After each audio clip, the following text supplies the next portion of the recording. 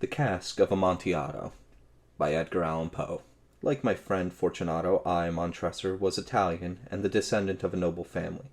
Did I say Fortunato was my friend? No. He was more of a rival, insulting, haughty, and always trying to show his superiority. The 1,000 injuries done to me by Fortunato I bore as I best could, but when he insulted me, I swore I would get my revenge. Do not imagine, however, that I said a single threatening word to him. No, I kept my plan to myself. I would choose a time when I could get back at him without taking any risk, for I felt I could not really be avenged if I had to suffer in some way at that same time, and Fortunato would have to know that I was repaying him for his insult. Otherwise, he would not know that this was my way of getting revenge. In the meantime, neither my words nor my actions would show Fortunato my intentions. I continued in my usual way, smiling in his face, and he never guessed that my smile now was at the thought of how I would take my revenge on him. Fortunato was a man to be respected, and even feared. But he had one weak point. He took unusual pride in his knowledge and appreciation of fine wine. I was very like him in this way. I knew the wines of my country very well, and like him, I bought the best whenever I could. I was well able to afford this luxury. My treasures, in their bottles and barrels, were kept secluded in a vault in the cellar of my spacious home. One evening at dusk I came upon my friend. It was Carnival season, when everyone was feasting and drinking in a final celebration before the 6-week fast that would end at Easter.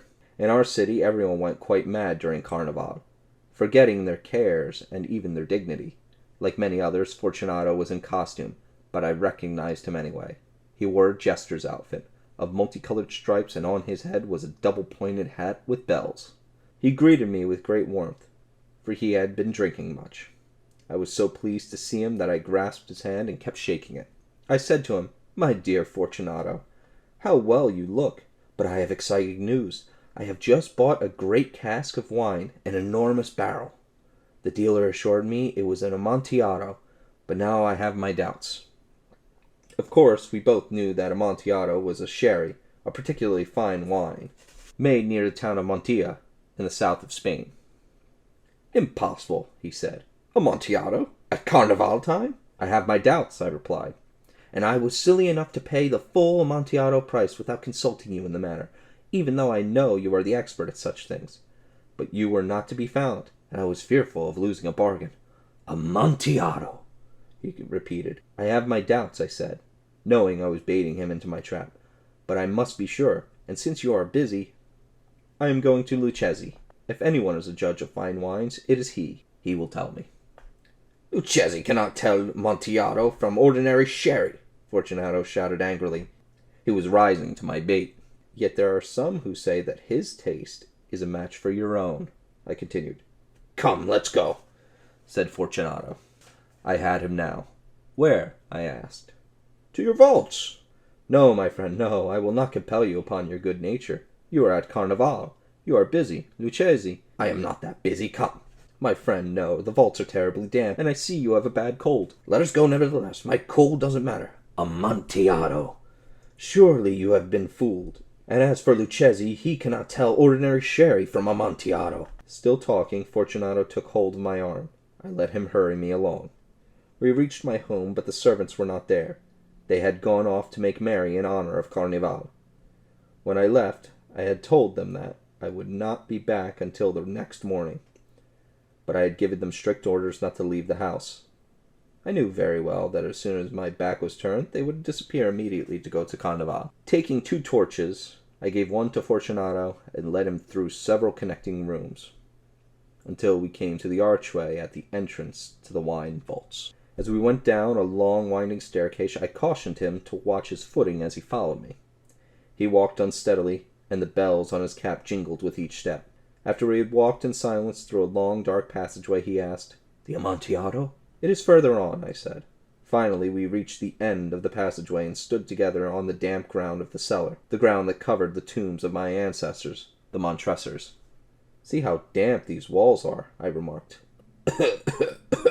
Coughed my poor friend, his eyes watering from too much wine.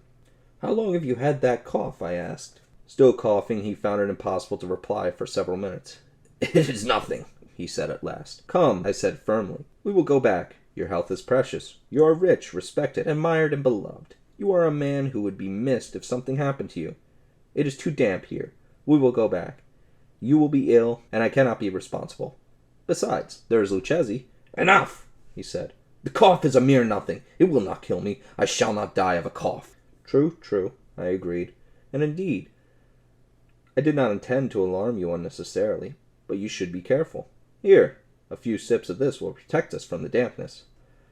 As I said this, I took a bottle from a long row of similar bottles.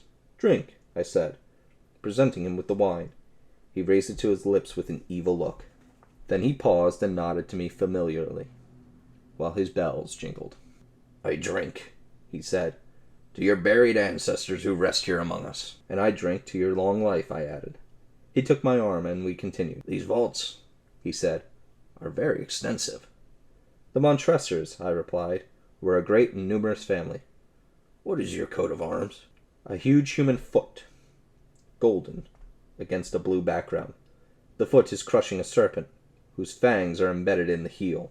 "And what is the motto of your family's coat of arms?" "Nemo me impune lasist." Let him who offend me beware. The wine sparkled in his eyes, and his bells jingled as we walked. We passed into the innermost recesses of the vaults, the catacombs, where human bones were piled high against the walls. Some of my most treasured wines were next to them. I kept them there because it was cool in these vaults, so far below the ground. The temperature was just right for preserving fine wines. I paused again, and this time I seized Fortunato by his arm above the elbow. "The dampness," I said. "See, it increases. We are lower than the river's bed. The drops of moisture trickle among the bones. Come, let us go back. Your cough—" "It is nothing," he said. "Let us go on. But first, another sip of this wine." He emptied the bottle in one gulp. His eyes flashed with a fierce light. "Now, let us proceed to the Amontillado," he cried. "So be it," I said, and again offered him my arm. He leaned upon it heavily. We passed through a range of low arches, and, descending again, we arrived at a deep crypt, or burial room. Here, the air was foul. It dimmed the flames of our torches. At the furthest end of the crypt was another, even smaller crypt. On 3 sides, its walls were lined with human remains, piled to the ceiling overhead. But on the 4th wall, the bones, which had been piled high, were now thrown down. They lay in a mound upon the earthen floor. In this wall, you could see still another alcove or recess. It was about 4 feet deep, 3 feet wide, and 6 or 7 feet high. It seemed to have been made, not for any special use itself, but as a space between 2 of the huge pillars supporting the roof of the catacombs. This alcove was backed by the same thick solid granite wall that surrounded all of these underground rooms. On the surface of this granite wall were embedded 2 iron staples, U-shaped pieces of metal, about 2 feet apart. From one of them hung a long iron chain, with wrist locks at either end. Fortunato lifted his dull torch, attempting to see into the depths of this alcove, but his efforts were in vain, because there was not sufficient light. "Here," I said. "Over here is the Amontillado. As for Lucchesi—" "He is an ignoramus," interrupted my friend, stepping forward unsteadily. I followed immediately at his heels. It took only an instant for him to reach the far wall of the alcove. There he found his progress halted by the rock wall. He stood stupidly bewildered. It took me only a second to grasp the chain hanging from one staple, and only a few seconds more to pull it across his waist and lock his wrists in it. He was much too drunk and much too astonished to resist. In a moment I had him chained to the granite. I turned the key in each wrist lock, withdrew it, and then I stepped back. "Pass your hand over the wall," I said. "You surely feel the dampness. Once more, let me implore you to return. No? Then I must positively lead you. But first I must give you all the little attentions in my power." "The Amontillado!" exclaimed my friend, not yet recovered from his astonishment. "True," I replied. "The Amontillado." As I said these words, I busied myself among the pile of bones of which I have already spoken. Throwing them aside, I soon uncovered a pile of building stones and cement I had placed there earlier. With these materials, and with the aid of a small trowel I had hidden under my long jacket, I began energetically to wall up the entrance of the alcove. I had scarcely put down the first layer of building stones when I realized that Fortunato's drunken state was wearing off. I heard a low moaning cry, definitely not the cry of a drunken man. Then there was a long, stubborn silence. I laid the second layer of stones, and the third, and the fourth. Then I heard the furious clanking of chains. The noise lasted for several minutes. In order to listen to it with a greater satisfaction, I stopped my work and sat down upon the bones. When at last the clanking stopped, I began my work again, and without further interruption laid the fifth, the sixth, and the seventh layers of stones. The wall was now nearly level with my breast. I stopped again, and held the torch over the partially completed wall to throw its light on the figure inside the alcove. Loud, shrill screams suddenly burst from the throat of the changed form. For an instant I hesitated. I trembled. Could he be heard? But after a moment's thought I was reassured. I placed my hand upon the solid granite wall, and was satisfied. Fortunato screamed again and again and again, without stopping. I screamed too, re-echoing his shouts. Mine surpassed his in volume and in strength.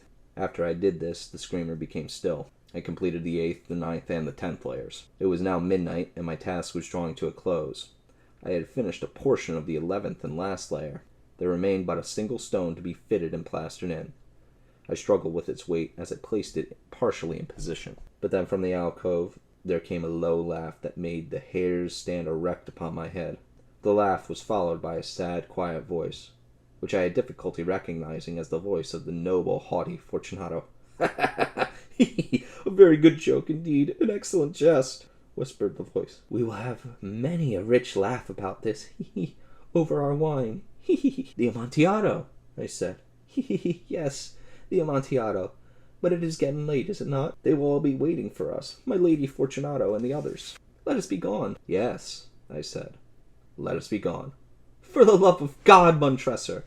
"Yes," I said, "for the love of God." But I listened in vain for a reply to these words. I grew impatient. I called aloud, "Fortunato!" No answer. I called again, "Fortunato!" No answer still. I pushed one of the torches through the remaining opening and let it fall inside the alcove. From within there only came a jingling of bells. My heart grew sick because of the dampness of the catacombs. I hastened to complete my work. I forced the last stone into position and plastered it up. Against the new wall I rebuilt the old pile of bones. For half a century now no mortal has disturbed them. In pace requiescat. Let him rest in peace.